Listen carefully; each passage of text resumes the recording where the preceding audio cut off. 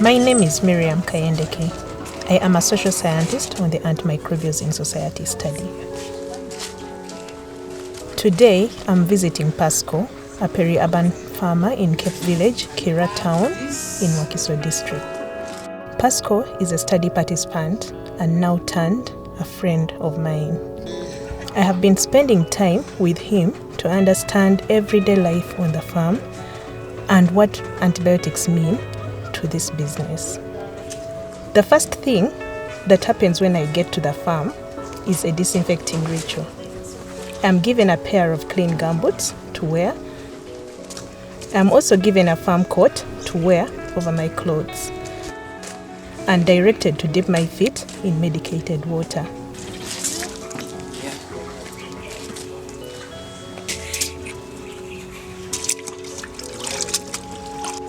And then directed to wash my hands with medicated water. To me, this shows that measures are being taken to prevent and control infections at such farms. I bought this land some time back, around now 15 years ago, without knowing that I will even go into agriculture. I have 4 acres here, but being someone who come from Masaka, I started with banana plantation. I grew banana for some 2 years. Then I came with the idea of growing coffee. And I have coffee plantation here. Still, one time, I met a friend of mine. He's on Masaka Road. And he told me, Pasco, you have a lot of land in Kampala. Why don't you start looking for birds? There's a lot of money in it.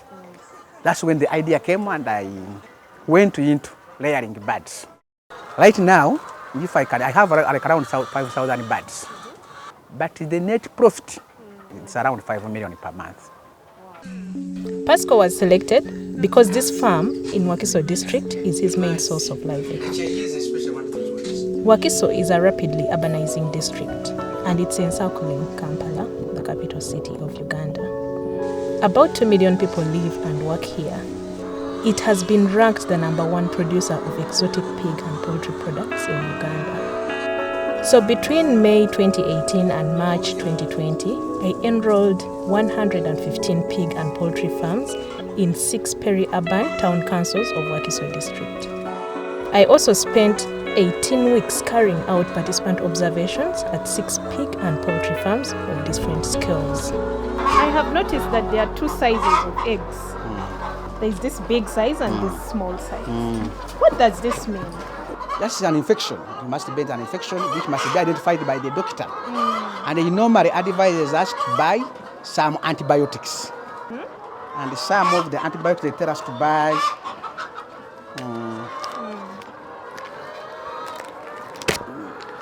Oh, so you even have some here? We have so many antibiotics we normally buy. Okay. But mostly what we use is this one, Keprosil. It's normally what we use for such an infection. So how long do you use Keprosil for?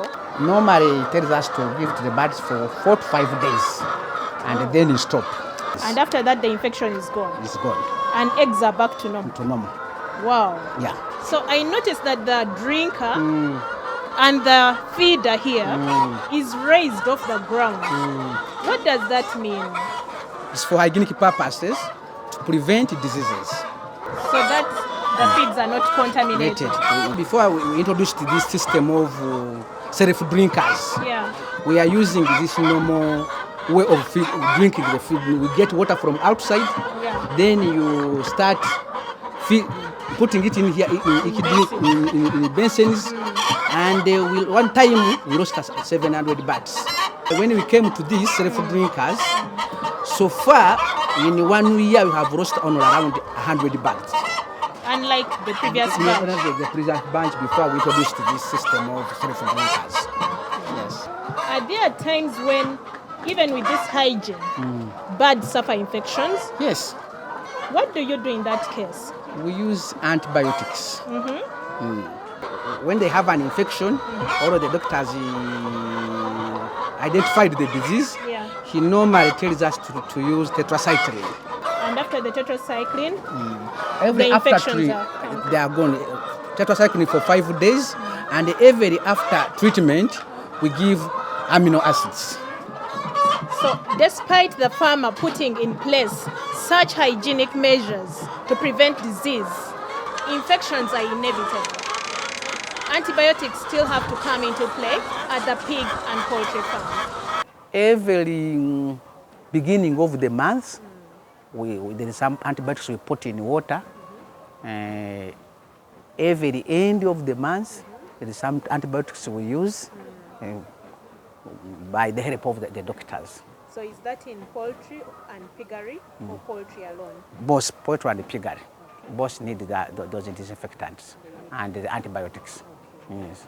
After my interaction with Pasco, I have realized that this business cannot do without antibiotics. I am interestingly privileged to observe how they will be mixing an antibiotic in a water tank that supplies directly to poultry drinkers.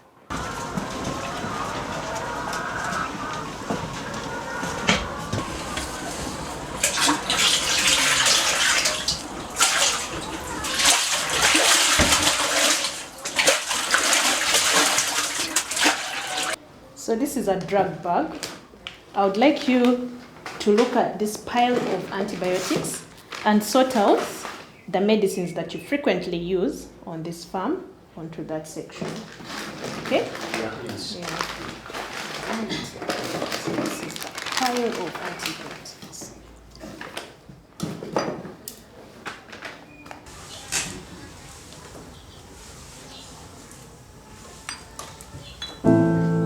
I found that over 86% of such farms had used antibiotics in the past month.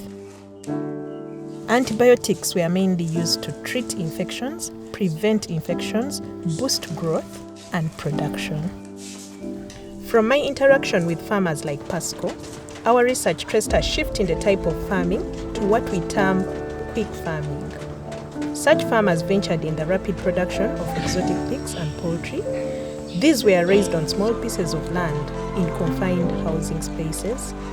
These farms reflected huge financial investments through physical infrastructural setups, purchase of young chicks and pigs, and stocking huge amounts of commercial feeds. They too heavily relied on antibiotics for production.